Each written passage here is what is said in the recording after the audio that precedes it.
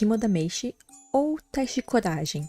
É uma prática muito popular entre colegiais japoneses, principalmente durante o verão, quando há alguns festivais em que falam que os espíritos estão mais próximos da gente. É uma brincadeira bem simples. Você só precisa entrar em um lugar que tenha fama de assombrado e ganha quem fica mais tempo, ou quem consegue recuperar um objeto que tem nesse lugar. Provavelmente deixaram mais cedo, como uma caça ao tesouro. Geralmente é uma brincadeira bobinha, feita apenas para assustar os seus colegas de classe. Mas, e quando duas colegiais realmente desaparecem durante a brincadeira sem deixar nenhum rastro? Bem, esse é o caso. Tudo começou no Japão, em 1980. Um hotel chamado Tsubono, ele declarou falência e o seu gerente simplesmente desapareceu. Não é preciso pensar em um motivo sobrenatural para isso, afinal, falência, Japão, é fácil imaginar o que pode ter acontecido com ele. Mas ele não vem ao caso. Tentaram leiloar o hotel, alguns lotes específicos, mas nunca ia pra frente. Um bom motivo disso é por conta da crise que o Japão estava passando. Mas, por causa disso, o lugar apenas foi abandonado, se tornando um ponto de encontro perfeito para algumas gangues. Mas estamos falando de um prédio abandonado. E como qualquer bom prédio abandonado, ele começou a chamar muita atenção e, obviamente, as pessoas começaram a criar lendas sobre ele. E, obviamente, pessoas começaram a ser atraídas para esse lugar. E, infelizmente, suas vítimas foram Megumi e Narumi. Tanto Megumi quanto Narumi tinham 19 anos quando ouviram falar do hotel. E foi na Gold Week de 1996 que elas resolveram fazer o teste de coragem e explorar aquele hotel abandonado que chamava tanta atenção delas. No dia 5 de maio, as duas se despediram de suas famílias e falaram que estavam indo para a cidade de Ozo, no carro de Megumi. O hotel ficava mais ou menos 60 quilômetros da cidade que as garotas partiram. Quando elas chegaram na cidade, elas pararam o carro para abastecer. E foi quando Narumi enviou sua última mensagem para uma conhecida: "Estamos em Ozo." Depois disso, ninguém soube mais nada sobre Megumi e Narumi. As famílias relataram o desaparecimento 2 dias depois. Porém, como elas só tinham 19 anos, as leis japonesas não permitiam que seus nomes fossem divulgados. Isso só aconteceu mais para frente, quando elas completaram 20 anos, então finalmente o nome das duas veio a público. As investigações foram consideradas bem lentas e bem ineficazes por várias pessoas, principalmente pela família das vítimas. O hotel foi investigado, mas nada foi encontrado. Não havia sinais de lutas, não havia manchas de sangue, não havia nada. Tudo havia desaparecido, inclusive o carro de Megumi. Era como se as garotas nunca tivessem existido. Muitas teorias começaram a surgir sobre esse caso, e todas elas tinham um ponto em comum: espíritos malignos. A cultura japonesa ela é muito rica em questão de espíritos, que são nomeados de yokais. E existem variações deles para as mais diversas coisas possíveis. Há espíritos malignos, há bons, há alguns que apenas vivem a vida deles e não gostam de ser perturbados.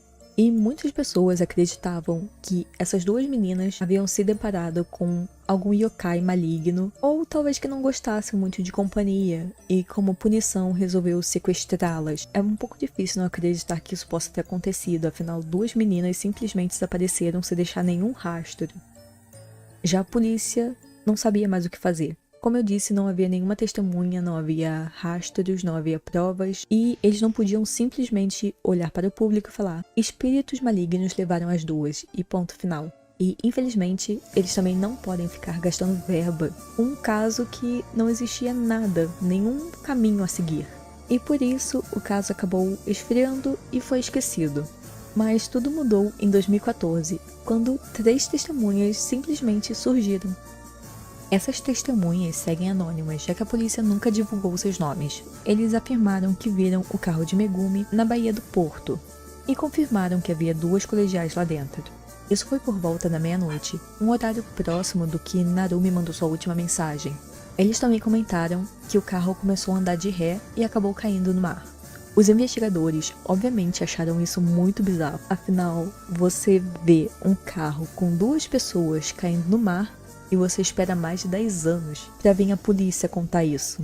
Eles chegaram a questionar as testemunhas sobre isso, mas a resposta deles foi que estavam com muito medo. A polícia ainda demorou um pouco para iniciar as buscas, mas logo mergulhadores começaram a procurar naquela área e só em 2020, finalmente, encontraram o carro de Megumi a 8 metros da superfície. O carro foi tirado do fundo do mar dia 4 de março de 2020. Os restos mortais foram mandados para análise e foi confirmado que se tratava de Megumi e Narumi. E também encontraram o cartão de crédito de Megumi, o que ajudou na identificação. O caso foi dado como um acidente. As famílias finalmente tiveram sua resposta, mas eles pareciam não estar aceitando muito isso, principalmente o pai de Megumi. Ele chegou a vir a público e falou que não confiava nas testemunhas e de que não aceitava que isso foi um acidente.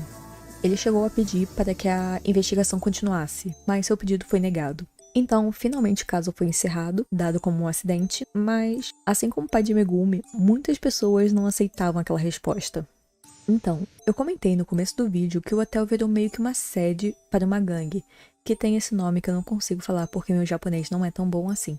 E acabou que as pessoas começaram a bater muito nesse ponto na internet e até os familiares das garotas. Uma segunda coisa que reforçava muito a teoria era que essa gangue já havia se metido em alguns problemas com crimes sexuais. Então, parecia meio óbvio que tinha acontecido, mas nas análises não foi determinado nenhum tipo de abuso. Mas, infelizmente, as pessoas criaram uma coisa muito grande nesse caso porque estavam esperando uma resposta do mesmo nível.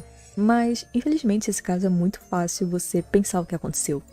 Duas meninas de 19 anos, sozinhas, em uma cidade que não é assim tão familiar para elas. Elas já podem estar um pouco assustadas, afinal, estão num carro sozinhas de noite. Então, nesse meio período que elas já estão tensas, elas veem 3 pessoas se aproximando. Então, obviamente que Megumi fez a reação mais óbvia possível, acelerar seu carro. Só que ela não reparou que a marcha estava engatada na ré. E quando ela acelerou, o carro começou a ir para trás. Ela já estava com medo e agora estava em pânico porque viu que o carro ia cair e tinha para ajudar ela a amiga que também estava em pânico. E em vez de pisar no freio, ela provavelmente pisou com mais força no acelerador, talvez confundindo mesmo. E isso acabou fazendo as duas caírem. Elas já estavam muito assustadas e não tiveram nenhum pensamento claro do que fazer. Elas só viam o carro afundando mais, a água entrando, e agora, por causa da pressão da água, as portas não se abriam.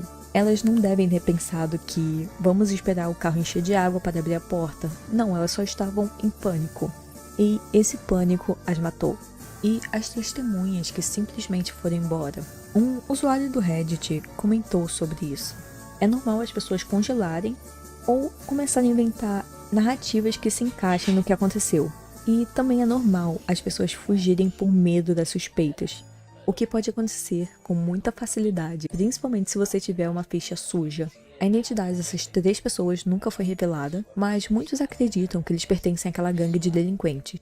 E infelizmente é isso. 2 meninas que não foram levadas por yokais e talvez nem chegaram a pisar no hotel que elas tanto queriam, apenas acabaram estando no lugar errado, na hora errada, o que gerou um terrível acidente. Mas é isso. Até!